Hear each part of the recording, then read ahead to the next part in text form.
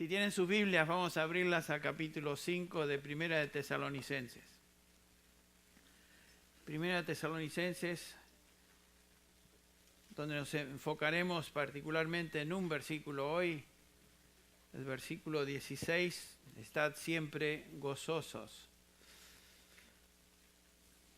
¿Qué lugar tiene el gozo en nuestra experiencia como cristianos? Debería ser algo central y sin embargo a veces no lo es.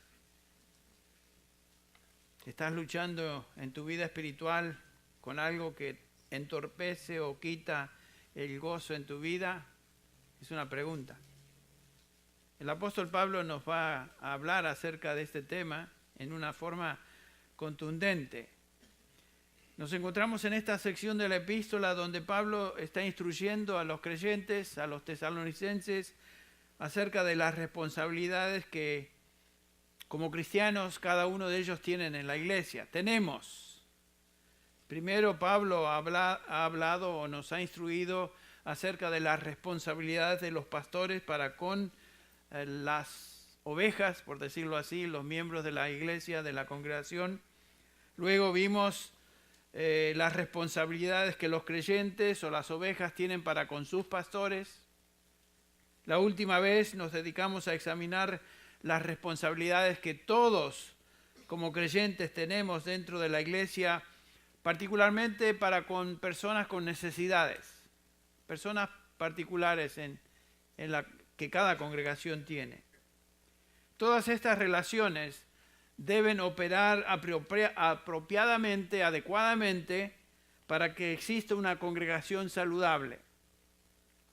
Hoy comenzaremos a examinar la relación principal que un cristiano tiene con Dios, con el pastor de pastores, con el Señor Jesucristo. Si una congregación va a ser fuerte y sana, vamos a ver la relación individual que cada creyente tiene con Dios a través del Señor Jesucristo es algo que debe ser cultivado. Esta es la clave para el funcionamiento apropiado bíblico de una congregación. Nuestra relación personal con Dios, nuestra relación personal individual con Cristo Jesús va a afectar nuestra relación el uno para con el otro en la iglesia. La salud espiritual entonces de cada uno de nosotros determina en gran manera la salud espiritual de toda la congregación, ya que toda la congregación es el cuerpo de Cristo y nosotros miembros de ese cuerpo. Recuerden las palabras del apóstol Pablo a los Efesios, donde en Efesios capítulo 4 versículos 15 y 16 dice: hablando la verdad y en amor, crezcamos en todos los aspectos en aquel que es la cabeza, es decir, Cristo, de quien todo el cuerpo está bien ajustado y unido por la cohesión que las coyunturas proveen, conforme al funcionamiento adecuado de cada miembro, produce el crecimiento del cuerpo para su propia edificación en amor. Es lo que está diciendo el apóstol Pablo. Cada uno de nosotros, miembros del cuerpo, tenemos una función y debemos funcionar adecuadamente para que el cuerpo sea edificado y por supuesto para la gloria del Señor, quien creó y estableció su iglesia. Entonces, si eso va a suceder, quiere decir que cada uno de nosotros debemos cuidarnos a nosotros mismos, tener una relación personal íntima y creciente con nuestro Señor y Salvador. Comenzando con el versículo 16 de este capítulo 22, el apóstol Pablo va a dar una serie de exhortaciones que tienen que ver justamente con eso, nuestra vida personal, nuestra vida interior como hijos de Dios. Cada uno de estos mandamientos, exhortaciones, se deben obedecer. Juntas constituyen un resumen de las virtudes que deben caracterizar la vida cristiana. Pablo termina la carta dando en una forma seguida una serie de exhortaciones y mandamientos que son el resumen de lo que debe caracterizar nuestra vida como hijos de Dios. La primera virtud que él subraya es la que vemos acá en el versículo 16. Estad siempre gozosos. Estad siempre gozosos. No existe ningún evento ni circunstancia en la vida de un creyente que afecte a un cristiano que debiera quitarle el gozo.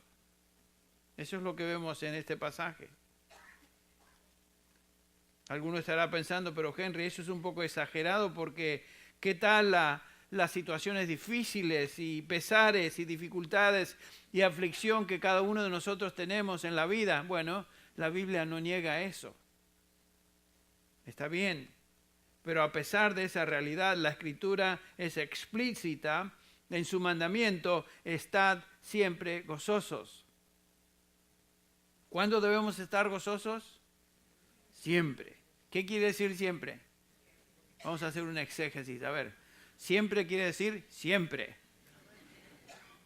Es muy fácil de interpretar, no hay duda en cuanto a ello. ¿Ni quién de nosotros no ha transgredido esta exhortación? ¿Quién de nosotros no lo hace a menudo? Cruzamos esa línea y en lugar de estar siempre gozosos, otras actitudes y sentimientos nos rodean. Y este es el caso, que cada vez que perdemos nuestro gozo o disminuimos en nuestro gozo y nos entregamos a las circunstancias, lo que estamos haciendo es desobedeciendo este mandamiento. ¿Y qué es la desobediencia? Pecado. Así que estamos viendo un pasaje muy simple de leer, muy simple de interpretar, y en un sentido mucho más difícil de obedecer continuamente, porque la exhortación, y es un mandamiento, no es una opción, siempre gozosos. El fracaso de no vivir nuestra vida cristiana con gozo, entonces es un pecado. Qué triste, ¿no? Cómo enfrentamos y reaccionamos a las circunstancias, entonces, es vital para nuestra salud espiritual. Si reaccionamos con amargura, o con queja, o ingratitud, rezongando, despotricando, lo que sea, estamos desobedeciendo este claro y preciso mandamiento de estar siempre gozosos. Entonces, quiero que hoy examinemos nuestra condición espiritual con nuestro andar como cristianos, cada uno de nosotros. Es un pasaje que nos habla a todos. No me estoy dirigiendo a ustedes como uno que ya ha llegado a vivir continuamente en gozo, de tal manera que nada me afecta, sino todo lo contrario. Me incorporo en esta exhortación porque me estoy predicando a mí, ya que la palabra de Dios nos está hablando a nosotros. Yo simplemente soy un vocero en este momento de lo que dice. ¿Cómo estamos reaccionando ante los eventos y las circunstancias que Dios permite o trae directamente a nuestra vida? ¿Cómo podemos vivir con gozo continuo a pesar de las circunstancias? Esta es la médula de lo que estamos viendo hoy. En este versículo 16 es uno de los versículos cortos pero llenos de significado e impacto práctico en la vida de cada hijo de Dios. Otra vez, estad siempre gozosos. El pasaje es claro, el mandamiento no es ambiguo, no existen calificativos, no existen excepciones a esta norma cristiana. En el original dice lo mismo, el énfasis se encuentra en el tiempo, todo el tiempo. Vivid gozándoos, dice Pablo. Es un presente imperativo. El énfasis se encuentra en el tiempo, siempre, en todo tiempo. En otras palabras, lo que Pablo dice es que en todo tiempo, bajo toda circunstancia que ocurra o nos afecte en la vida, nuestro gozo no debe disminuir ni dejar de existir. Wow. Es lo que dice. Este mandamiento entonces nos obliga a examinarnos, cada uno de nosotros, y ver nuestra experiencia de gozo. ¿Se manifiesta? ¿Realmente experimentamos gozo siempre? ¿O es algo que necesitamos poner atención y tal vez cambiar? Alguno estará preguntándose, bueno, pero ¿hay manera de ver esto desde otro ángulo a lo mejor? Es interesante que este versículo 16 no es el único en el Nuevo Testamento que nos habla, el apóstol Pablo continuamente y otros, como veremos, nos dicen lo mismo. Observen, por ejemplo, Filipenses 3.1. Filipenses 3.1 dice, por lo demás, hermanos, gozaos en el Señor. Mandamiento. Hablando ahora a los filipenses. En el capítulo 4 de ese Filipenses, la misma epístola, el versículo 4 dice, regocijaos en el Señor siempre. O sea, no nos da cabida a salirnos del mandato, del mandamiento. Regocijaos, Pablo menciona la palabra gozo, regocijarse en Filipenses 16 veces. O sea que el Espíritu Santo repite esto una y otra vez a través del apóstol y otros autores, dándonos a entender que es algo que debemos hacer. Porque nosotros somos dados a no experimentar el gozo del cual aquí el pasaje y estos pasajes nos hablan. Noten, por ejemplo, 1 Pedro 4, otra epístola, otro autor. Sin embargo, Pedro, dirigiéndose aquí a los expatriados, los perseguidos en el imperio, en la diáspora, en todo el imperio romano estaban siendo perseguidos, abrumados, habían perdido posesiones, tal vez estaban amenazados de muerte, etc. La aflicción era intensa y sin embargo Pedro les habla a estos creyentes y les dice en el versículo 12 del capítulo 4, amados, no os sorprendáis del fuego de la prueba que os ha sobrevenido, como si alguna cosa extraña os aconteciese. Es lo mismo a nosotros. Estamos en la prueba, estamos en la lucha, estamos en el medio de la aflicción y nos hacemos preguntas. Y el autor, Pedro, nos dice, no os sorprendáis del fuego de la prueba. ¿Por qué prueba estás pasando? ¿Qué es lo que te aflige hoy? La palabra te dice, no te sorprendas de eso, es de esperar. Si no, dice el apóstol en el versículo 13, gozaos por cuanto sois participantes de los padecimientos de Cristo, para que también en la revelación de su gloria os gocéis con gran alegría. Noten que el mandamiento no es simplemente aquí de gozarse, sino de hacerlo con gran alegría. Un pensamiento muy similar, paralelo a lo que Santiago capítulo 1, versículo 2 nos dice. Santiago 1:2, hermanos míos, tened por sumo gozo cuando os halléis en diversas pruebas, con sumo gozo. Otra vez Pedro a estos creyentes, si regresan a Pedro una vez más, en el capítulo 1, versículo 6, les dice, en lo cual os regocijáis grandemente, aunque ahora por un poco de tiempo, si es necesario, seáis afligidos con diversas pruebas. O sea, la prueba y la aflicción es parte de la experiencia cristiana. Y sin embargo, el mandamiento a regocijarnos en medio de esas situaciones se encuentra aquí una y otra vez. Alguno estará pensando, bueno, ¿qué de los momentos de tristeza? ¿Qué acerca de Romanos 12:15 que dice, gozaos con los que se gozan, llorad con los que lloran? ¿Qué acerca de eso, Henry? Es cierto. Pasamos por tristezas. La Biblia no niega que pasaremos por tristeza. La Biblia no niega la emoción de la tristeza en el hombre, en el creyente. Aún el Señor Jesucristo, siendo hombre, siendo Dios, 100% Dios, 100% hombre, pasó por una experiencias de tristeza, así como nosotros pasamos. Ustedes recuerdan ante la tumba de Lázaro, en el capítulo 11 de Juan, el versículo 35, nos dice que Jesús lloró. Pero la experiencia de tristeza en el creyente no debe quitar el gozo del cual el apóstol Pablo está hablando y nos escribe en este versículo 16 y donde hemos observado también. Como creyentes, como hijos de Dios, como cristianos, es posible estar tristes y al mismo tiempo gozosos. Pablo describe esta experiencia en 2 Corintios capítulo 6:10, que suena casi como una contradicción porque él dice, entristecidos, mas siempre gozosos. ¿Cómo es eso? Es posible entonces tener tristeza y experimentar gozo al mismo tiempo.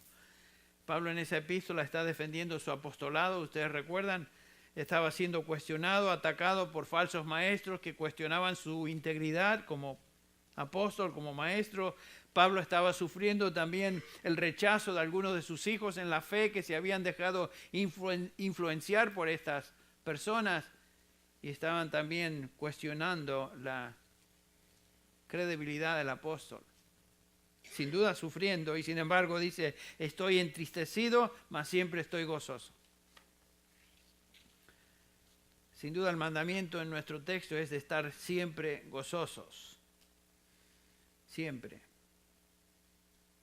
Esta exhortación, entre paréntesis, llegó a convertirse en un saludo entre los cristianos de la primera era. Se saludaban, se decían paz sea contigo, gozo sea contigo, etc. Y era un saludo común. Qué lejos estamos de esa era, cuando nunca usamos estas expresiones. El gozo era una expectativa común entre los creyentes. Interesante. El Señor Jesucristo en el aposento alto, allá en la última cena, con sus discípulos, la noche que iba a ser entregado, cuando yo iba a dejarlos, en el capítulo 14 de Juan dice, habéis oído que yo os he dicho, voy y vengo a vosotros. Si me amarais, os habríais regocijado porque he dicho que voy al Padre. La reacción de los discípulos debería haber sido una de gozo, porque su partida al Padre, su regreso al Padre, significaba que el plan de redención estaba cumplido, se había cumplido. Su encarnación, su crucifixión, su resurrección y ascensión a la diestra del Padre, eso culminaba el plan eterno y propósito divino en la redención del hombre.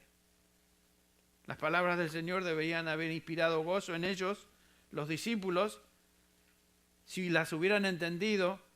Voy pues a preparar lugar para vosotros, había prometido el Señor, y sin embargo ellos estaban tristes porque se iba. Qué fácil y rápidamente nos olvidamos de esta virtud cristiana, de tener gozo, siempre. Qué pronto somos a decaer, deprimirnos, desvanecer, perder la fe, etc. Me refiero a confianza al Señor, en el Señor. Pablo demostró esta actitud en su vida personal.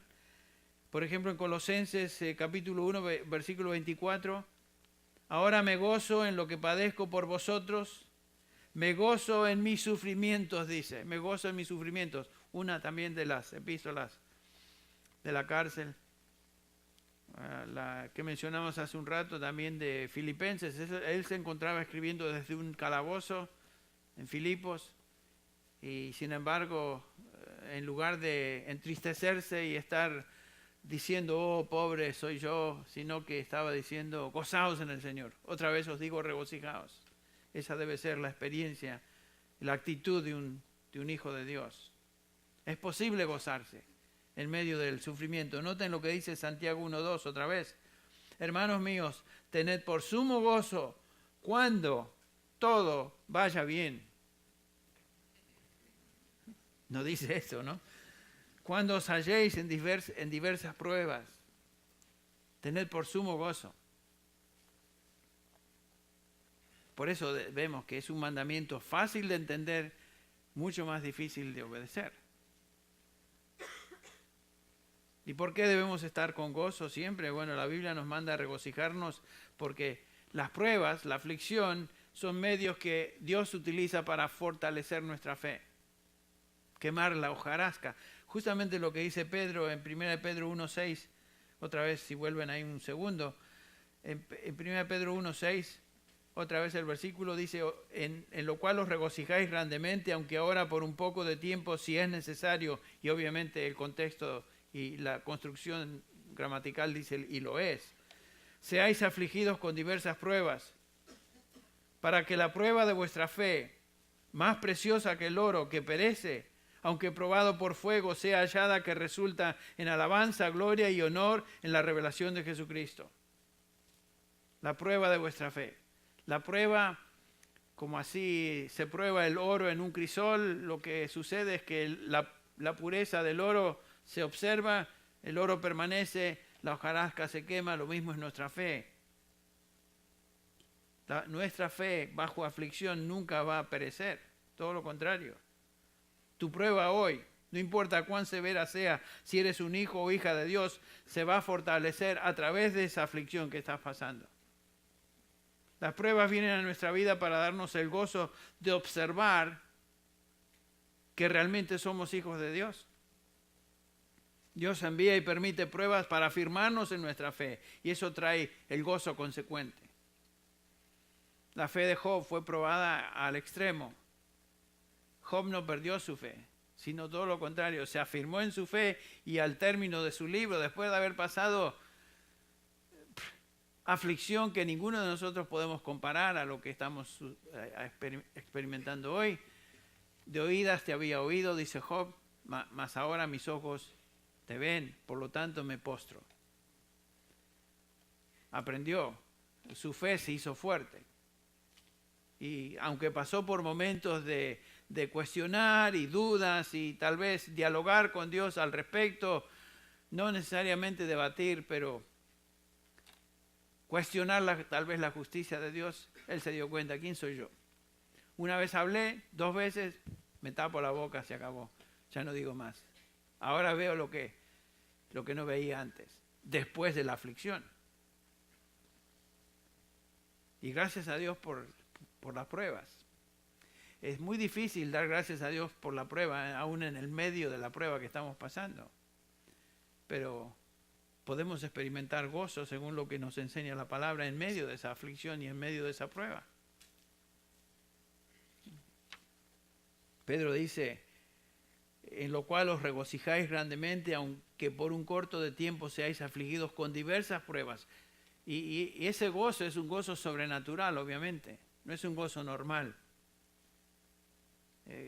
La gente cuando pasa por aflicción, la gente del mundo, la gente común, no se goza en eso. La gente se goza ¿en qué? En las circunstancias, en la alegría general, que es el resultado de satisfacer sus deseos. Cuando las cosas van bien, están felices. Cuando van mal, no están felices. Cuando las cosas, que ellos buscan ciertas cosas y las reciben, eso les trae felicidad. Cuando no es así, lo contrario es cierto. Esta es la alegría que viene de satisfacer, como dice Juan, los deseos de la carne, los deseos de los ojos y la vanagloria de esta vida en 1 Juan 2:16, perdón. Este gozo proviene del mundo, es el gozo pasajero, el gozo que no dura porque depende de cosas que perecen. El mundo pasa y se acabó. Ustedes recuerdan en Eclesiastés, el sabio Salomón, dice en el capítulo 2, versículos 10 y 11, no tienen que buscarlo, se los leo. Y de todo cuanto mis ojos deseaban, nada les negué, ni privé a mi corazón de ningún placer, porque mi corazón gozaba de todo mi trabajo, y esta fue la recompensa de toda mi labor. Noten que el placer del mundo no necesariamente siempre es algo grosero, feo. Uno se puede gozar extremadamente en el trabajo, en cosas que el mundo ofrece. Exprimirlo, sacarle el jugo al mundo, y no todo lo que está en el mundo es feo, pero es temporal. Eso no produce gozo perenne, gozo eterno. Y dice el versículo 11, consideré luego todas las obras de mis manos, que mis manos habían hecho, y el trabajo en que me había empeñado, y aquí todo era vanidad y correr tras el viento y sin provecho bajo el sol. Todo, dice Salomón. Miren, si van a hablar a alguien que no se privó de nada, ese soy yo. Y sin embargo, la conclusión de todo es todo es vanidad, correr tras el viento, no me sirvió de nada. No produjo un gozo continuo. Y no solamente Salomón, es lo que la Escritura dice, pero todo lo que tenemos que hacer es ver y observar la vida de los famosos, de los ricos, de los artistas, de aquellos que humanamente hablando tienen todo a su alcance. Y sin embargo, vemos los reportes acerca de cada uno de ellos, vamos al mercado, vemos esas revistas tontas ahí, y que este se está muriendo, pero ¿cómo si tenía? Y que esto, tenían todo y son miserables, que se divorciaron 1000 veces y que se recasaron 1000 veces y que tienen nada, porque todo eso es pasajero, no sirve, no trae alegría, no produce satisfacción genuina, real. Eso no es lo que está hablando Pablo aquí, gozaos siempre. Y aún nosotros como cristianos podemos caer, aunque temporalmente, en esta manera de pensar, creernos que la felicidad tal vez se obtiene en algo que podemos obtener. Una nueva casa, mudarnos a otro lugar más bonito, tal vez un auto nuevo, o un mejor auto, o un trabajo mejor, etc. Un creyente puede llegar a pensar. A mí me gustan los vehículos y cada vez que uno tiene un vehículo nuevo, que en el caso mío yo los rento, le hago el leasing, pero cuando es nuevo uno dice, qué lindo, ¿no? Oh, y disfruta uno las chucherías nuevas, todo el sonido, una semana o dos y después que, ya me cansé de este. O sea, no produce una alegría que al poco tiempo uno se acostumbra y dice, bueno, ¿por qué me afané tanto en esto? No me sirvió de nada. Dando una ilustración nada más. Por eso Juan exhorta a los creyentes, no améis al mundo ni las cosas que están en el mundo. Y no necesariamente todas las cosas que están en el mundo son absolutamente malas. Pero si ponemos el peso de nuestros deseos y afán en esas cosas, eso pasa, dice Juan. Los deseos de la carne, los deseos de los ojos, la vanagloria de la vida, todo eso no proviene del Padre, sino del mundo. Y el mundo pasa y sus deseos. No hay satisfacción en las cosas del mundo. Piensen en lo que tienen, lo que les gustaría tener y no lo tienen. Eso no les va a dar satisfacción. Que dure. Porque es claro lo que la Escritura nos enseña.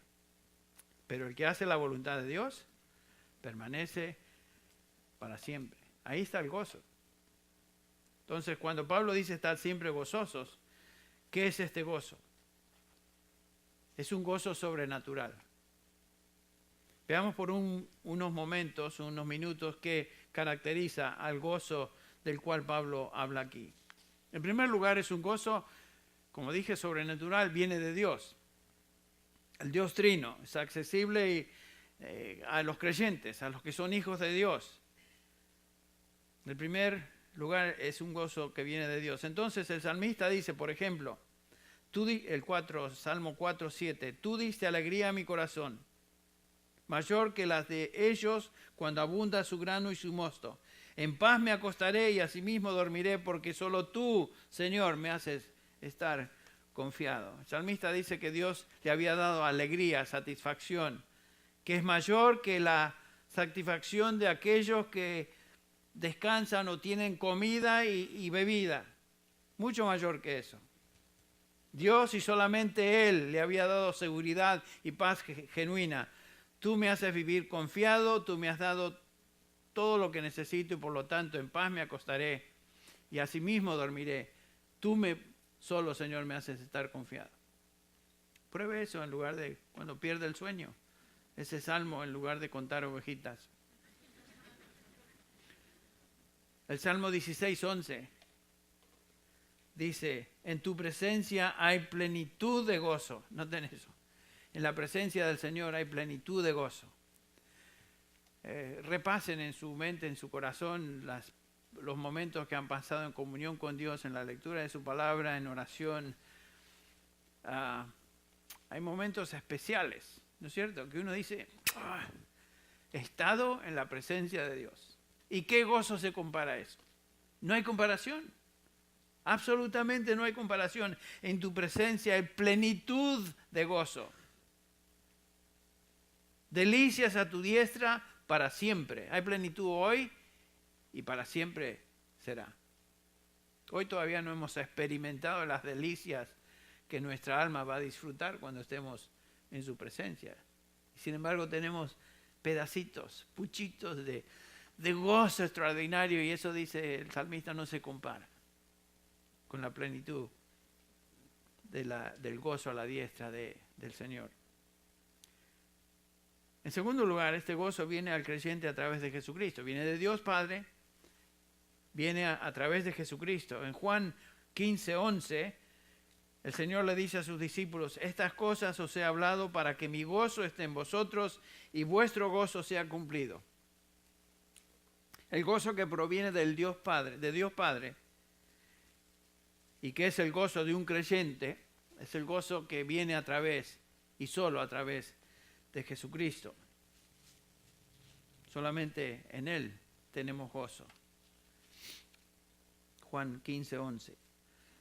En tercer lugar, un tercer elemento en este flujo de gozo que viene de Dios por Jesucristo es el hecho de que la realidad en la vida de este gozo, la realidad del gozo se hace presente en nuestra vida por medio del Espíritu Santo.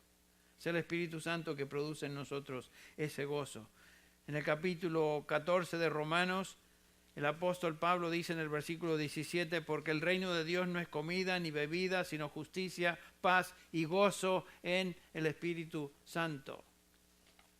El reino de Dios no consiste en satisfacción de cosas físicas, sino espirituales. Justicia, paz y gozo en el Espíritu Santo. Eso es lo que vale. El fruto del Espíritu es ¿qué? Amor, gozo. El gozo del creyente encuentra su fuente en Dios, es por medio de Jesucristo, y el Espíritu Santo lo hace realidad en nosotros. El Espíritu que reside en nosotros lo hace realidad. Este es un gozo sobrenatural que solo Dios puede proveer. Dios Padre, Dios Hijo y Dios Espíritu Santo involucrados en comunicar ese gozo divino que pertenece solo a los hijos de Dios.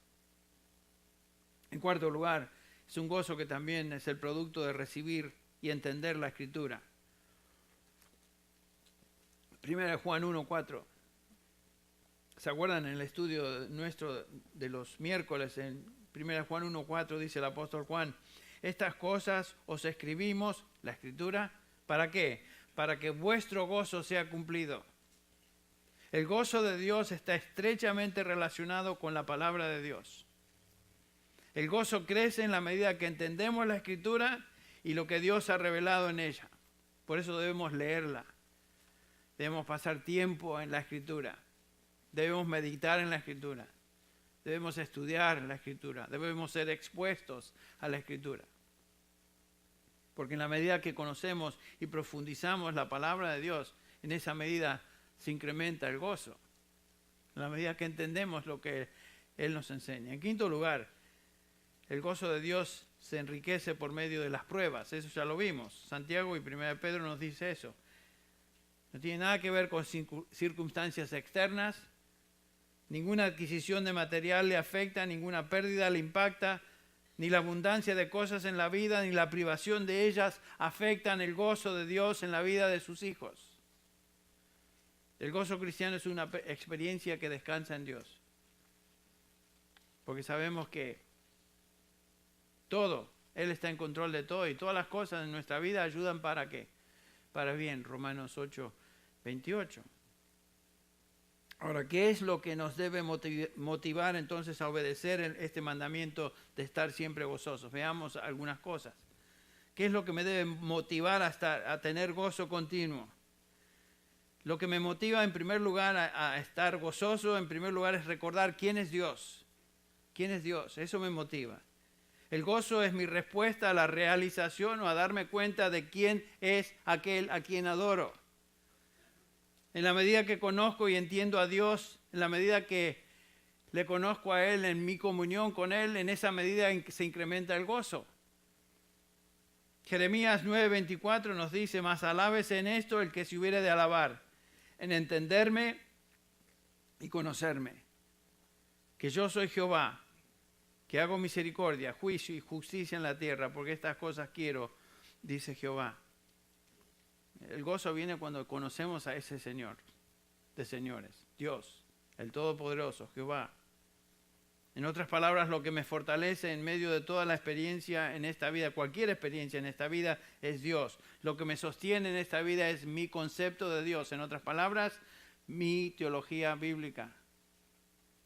Si yo conozco al Dios de la Biblia, y en la medida que le conozco más y más revelado en esa escritura, puedo experimentar más y más gozo. Podemos leer biografías de hombres de Dios a través de la historia de la iglesia y nos damos cuenta que gran parte del gozo en sus vidas fue el conocer a Dios a través de las escrituras. Y eso lo comunican a través de sus biografías. Él es el creador, sustentador del universo, el soberano, el salvador de mi alma. Él es mi protector, Él es el todopoderoso, el que controla todo evento, toda circunstancia. Ese es el Dios a quien yo adoro. El Salmo 28:7 dice, el Señor, 28:7, el Señor es mi fuerza y mi escudo, en Él confía mi corazón y yo soy socorrido, por tanto mi corazón se regocija y le daré gracias con mi cántico. En Romanos 9:5 el apóstol expresa de repente, Dios bendito por los siglos, amén. En la medida que conocemos a Dios, en esa medida podemos experimentar gozo, tranquilidad, paz, porque sabemos en quién confiamos y que Él es real. No es un invento de hombres, no es el resultado de alguna idea. Es ahí en el espacio. Dios es una persona, Él es Dios, Él es mi Señor, Él es mi Salvador. Él vive, yo vivo porque Él vive. Entonces toda nuestra confianza y gozo comienza con un concepto correcto de Dios. En segundo lugar, mi gozo es motivado cuando recuerdo lo que Jesucristo hizo a mi favor. ¿Cómo podríamos definir a un cristiano? Primero leemos Filipenses 3:3. Porque nosotros somos la circuncisión, los que en espíritu servimos a Dios y nos gloriamos en Cristo Jesús, no teniendo confianza en la carne. Una definición de un cristiano es alguien que está en Cristo y reconoce que Él está en Cristo porque es la obra total y absoluta de Dios en su vida. La salvación depende de Él. Por ejemplo, nos recuerda el apóstol Pablo en 1 Corintios 1, hablando de que para que nadie se jacte delante de Él, nos dice en el versículo 30 de 1 Corintios 1, mas por obra suya estáis vosotros en Cristo Jesús. Ven, es la obra de Dios. Estamos en Cristo porque Dios nos puso en ese lugar, el cual se hizo por nosotros sabiduría de Dios y justificación y santificación y redención, para que tal como está escrito, el que se gloríe, gloríese en Él. Nos gloriamos en Cristo, no en nuestras obras, no en nuestra carne, nada de lo que podamos hacer, nos gloriamos en Él y estamos en Él porque esa es la obra de Dios. Y esa obra que Él comenzó desde el momento de salvación, la está perfeccionando y la culminará, la perfeccionará hasta el día de Jesucristo, que es la gloria. Nada ni nadie puede frustrar ese plan de Dios para mí. Romanos 8 claramente nos enseña eso. ¿Quién nos separará del amor de Dios? ¿Qué diremos a estas cosas? ¿Quién condenará? Estoy convencido, Pablo, que ni lo presente, ni lo futuro, ni lo alto, ni lo profundo, ni ángeles, ni ninguna cosa creada en todo el universo nos podrá separar del amor de Dios, que es en Cristo Jesús, Señor nuestro. Si eso no te motiva, no te da gozo, tenemos problemas, porque eso debería llevarnos a una expresión de gozo y gratitud al Señor incomparable.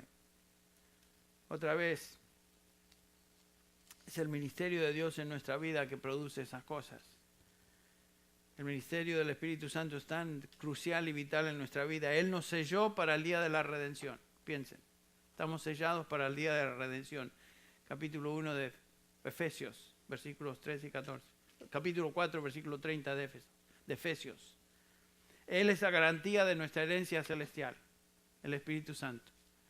Fuimos sellados con Él. El Espíritu Santo es el que me guía en la verdad y a la verdad. Él es el Paracletos, como nos dice el Señor, el que fue enviado por el Padre y el Señor Jesucristo para consolar, para reprenderme, para convencerme de pecado. Él es el que me regeneró y concedió fe para creer. Por gracia sois salvos por medio de la fe. Y esto no de vosotros, Pues es don de Dios. ¿Cómo llegamos a entender el Evangelio y movernos a fe? Fue la obra del Espíritu Santo en nosotros, que abrió nuestro entendimiento y produjo en nosotros fe para creer. El Espíritu Santo reside en nosotros. ¿Se acuerdan lo que dice Pablo a los corintios que estaban posiblemente pecando en su área moral? Y en el contexto de primera de Corintios 6:19, Pablo dice, ¿o no sabéis, o sois ignorantes, que el Espíritu Santo, que vuestro cuerpo es el templo del Espíritu Santo y que no sois vuestros? ¿Estamos conscientes de eso, que el Espíritu Santo reside en nosotros? Es que, Henry, yo no me siento a veces que está ahí adentro. ¿Pero qué tiene que ver eso? Que no sientes. El Espíritu Santo te selló para el día de la redención. Está en ti, si no, no fueras creyente. Si alguno no tiene el Espíritu de Cristo, Romanos 8:9, no es de Él. Entonces, ser cristiano significa tener el Espíritu Santo y todos los ministerios del Espíritu Santo a favor nuestro. Por ejemplo, Romanos 8:26 dice el apóstol Pablo, también el Espíritu Santo nos ayuda en nuestra debilidad, porque no sabemos cómo orar como debiéramos, pero el Espíritu Santo intercede por nosotros con gemidos indecibles. Noten eso. Ese Espíritu intercede por nosotros, aun cuando nosotros no sabemos cómo orar. Cuando no sabes qué decir, póstrate sobre tu rostro y depende en Él, que Él interceda por ti. El Espíritu Santo también es el que nos ha dotado para servir en el contexto de la iglesia con otros hermanos a través de dones y el beneficio de todo el cuerpo. Todas estas realidades nos llenan de gozo. Otra cosa, ¿qué acerca de la providencia de Dios, de la cual cantamos? Eso nos debe traer gozo. La providencia divina es la doctrina en la Escritura que nos enseña que Dios toma todos los eventos, todas las acciones de todos los seres humanos, en todo el mundo, todo el tiempo, de una manera providencial y los teje juntos de tal manera que estos llevan a cabo su perfecto propósito y plan en este mundo. Este mundo va a terminar como Dios lo diseñó, como Dios quiso que terminara. Cuando estamos en el contexto político en el cual nos encontramos hoy y vemos el desastre, aparentemente desastre de lo que está sucediendo, decimos, pero ¿qué pasa? Está todo fuera de control. No está fuera de control. Dios está en control. Y si vamos a Apocalipsis, al final, ¿quién gana? El Señor gana. Los creyentes ganamos. La victoria es del Señor. Él está en control. Nada se le va de sus manos. Así que no nos turbemos por las cosas que están sucediendo. No importa quién salga presidente o presidenta. No importa. ¿Cómo es que Dios hace esto? ¿Qué sucede en este mundo? No podemos, ni siquiera podemos concebirlo ni entenderlo, pero es cierto. Todas las cosas, por eso Pablo dice, todas las cosas ayudan para bien de aquellos que son llamados por Dios, aquellos que aman a Dios, aquellos que son llamados conforme a su propósito. No podemos entender la providencia de Dios. Si tratamos, nos mareamos. Pero Él está en control. Eso debe traernos gozo. Estamos dentro de su plan. Ahora, ¿qué cosas rápidamente previenen o interrumpen el gozo cristiano? Vamos a mencionar un par de ellas. Una obvia razón, algo que se interpone entre Dios y el gozo en nosotros, es la ignorancia de doctrina bíblica. Ignorancia de doctrina bíblica. Hay creyentes que tienen una teología, yo le diría folclórica, equivocada, torcida, no conocen su Biblia, creen cosas que no se encuentran en la Escritura y por lo tanto están turbados, por supuesto. ¿Conoceréis la verdad? La verdad os hará libres. Si lo que conocemos es mitad verdad y mitad error, eso no va a traer libertad, no va a traer gozo, va a traer perturbación. Hay gente, por ejemplo, creyentes que viven pensando que el diablo y los demonios se los van a comer. Siempre viven en temor. Y definitivamente el diablo, nos dice Pedro, anda como león rugiente buscando a quien devorar. Pero ese es el punto, anda como león rugiente, pero no puede devorar. Ruge, hace ruido y nos asusta. Pero mayor es el que está en vosotros que el que está en el mundo. El diablo trata de destruir la obra del Señor, pero finalmente no va a poder comerse a ninguno de sus hijos. No tengamos temor. Esta gente que vive pensando que el diablo y sus demonios están detrás de toda situación y se los van a destruir, están equivocados. Están equivocados, por lo tanto no tienen paz, no tienen gozo. Se olvidan de que Dios está en control. Otros piensan, por ejemplo, algunos creyentes tienen el concepto de que la salvación es algo que ellos obtuvieron. Y por supuesto, si ellos la obtuvieron, la pueden perder. Eso no es lo que enseña la Escritura. En el Nuevo Testamento la salvación nunca se presenta como algo que uno encuentra, sino que Dios nos busca y nos encuentra a nosotros. Él no se había perdido, nosotros estábamos perdidos. Él nos salva y cuando nos salva es el resultado de su plan para nosotros. Ningún hombre busca a Dios. Dios busca y extiende salvación a los que Él había de antemano predestinado para eso. Nos dice el apóstol Pablo en Romanos 3:10 que no hay quien busque a Dios, no hay ni siquiera un justo, no hay una persona que haga lo bueno. Todos estamos mal si no fuera que Dios interviniera en nuestra vida. Terminaríamos como el resto del mundo. La salvación es de Dios. Entonces, hermano y hermana, si tu teología es equivocada, si tu doctrina está torcida, no puedes experimentar gozo hasta que conozcas realmente lo que su palabra enseña. Otra cosa que impide el gozo cristiano es tener expectativas falsas. Expectativas falsas. Si usted cree que cuando uno viene a Cristo se acaban los problemas, eso es una expectativa falsa. Pero hay predicadores que enseñan que creer en Jesucristo y venir al Evangelio es, en ese momento, Él te concede prosperidad, sanidad y te llena de milagros. Eso no es lo que enseña el Nuevo Testamento, pero si tú crees eso y esperas eso, no vas a tener gozo porque eso no es verdad. Expectativas falsas. Hay algo que el Señor garantiza cuando nos llama a salvación. Vida eterna, no perecerán jamás. Y la otra cosa, en el mundo tendréis aflicción. Mas confiad, yo he vencido al mundo. Las expectativas equivocadas de lo que significa ser cristiano constituyen una fórmula perfecta para una vida frustrada. Otra cosa que causa o interpone el gozo, impide el gozo en nuestra vida, es el olvido. ¿Qué quiero decir con eso? Salmo 103:2 dice: bendice alma mía a Jehová y no olvides ninguno de sus beneficios. Si nos olvidamos de alabar a Dios, si nos olvidamos de sus bendiciones presentes y pasadas, si nos olvidamos lo que Él ha hecho en el pasado, no vamos a tener gozo, porque estamos enfocados ahora en nuestra aflicción presente y nada más. Otra, y con esto creo que es suficiente, terminamos, que impide el gozo es vivir por nuestros sentimientos, vivir como si lo que sentimos es todo. No podemos vivir dependiendo en los sentimientos que vienen y se van.